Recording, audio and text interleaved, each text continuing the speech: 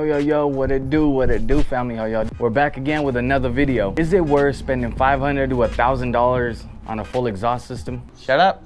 So we put mine and my buddy's bike to the test. His 883's got the Vance & Hines short shot, and mine's got the straight pipes. Before I invest that kind of money into it, I want to make sure that it's worth it. So take a look at some of the clips that we got. Let me know what you guys think. Was it worth it? Put it down in the comments.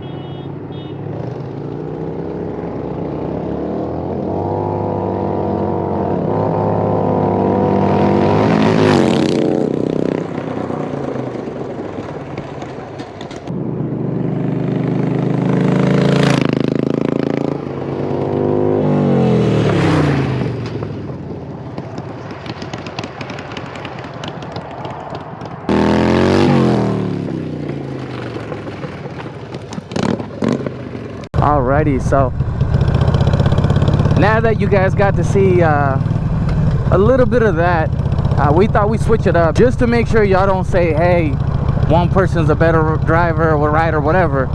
We thought we'd swap bikes. So here's a couple other runs that we got from right there.